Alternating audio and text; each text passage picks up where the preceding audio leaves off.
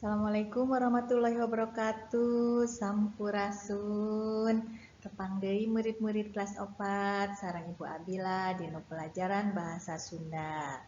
Ayeuna urang atos nginca kanu pangajaran 2. Pangajaran 2 dinten ieu urang bakal sasarengan diajar mika weruh pamenta.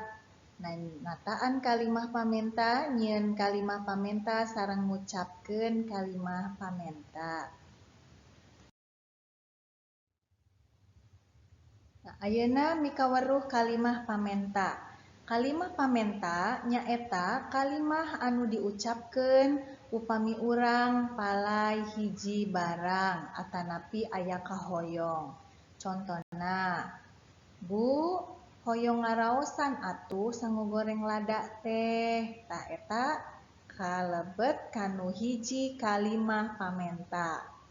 Atanapi jang nyobian salak teh hiji mah. Tah eta hartosna kalimah pamenta nyuwunkeun salak. Anu salajengna nataan kalimah pamenta. Dina buku Hidep aya 10 kalimah anu patalina sareng kalimah pamenta. Hayu urang tatanan kalimah pamenta anu sopan teh nu mana wae. Pek pilih ku Hidep anu mana kalimah nu sopan mangga dicontreng dinu kotak anu aya di sapaliheunana. Upami kalimat pamentana kirang sopan mangga disilang. Ayeuna urang latihan nyieun kalimah pamenta. Sapertos kumaha contoh soalna? Sapertos kieu. Contoh soal nomor hiji. Doni hoyong buah. Mangga ku Hidep damel kalimah pamentahna kumaha? Pak, pangalakeun buah anu asak atuh hiji we. Sapertos kitu. Atanapi contoh soal 2. Rudi hoyong nambut buku. Kumaha kalimat pamentana?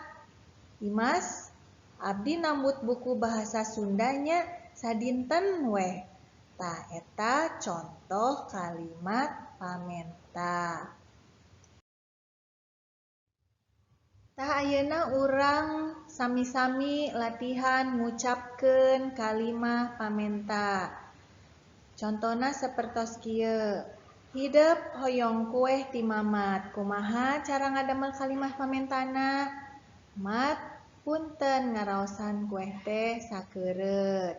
Upami nu kaduana, contona Hidep nyuhunkeun artos ka Bapa. Kumaha kalimat pamentana anu sopan ka Bapa teh? Sapertos kieu. Pak, nyuhunkeun artos kanggo meser buku gitu.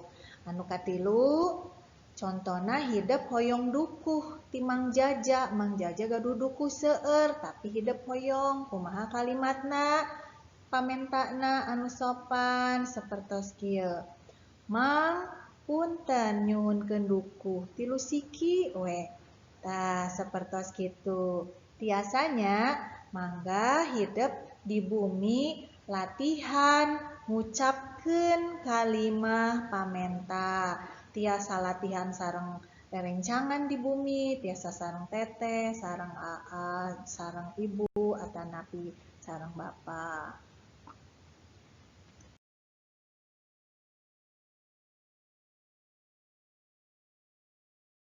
Murid sadayana, alhamdulillah materi dinten ayeuna tos rengse ngeunaan mika weruh kalimat pamenta, nataan kalimat pamenta, nyieun kalimat pamenta sareng ngucapkeun kalimat pamenta. Tah, tos ngartosnya sadayana.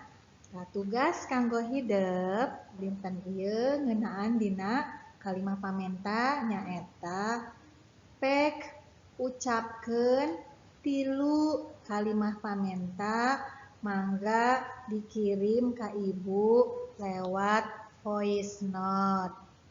Diantosnya tugasna Mung sakitu, wilujeng tepang deui minggon payun. Wassalamualaikum warahmatullahi wabarakatuh.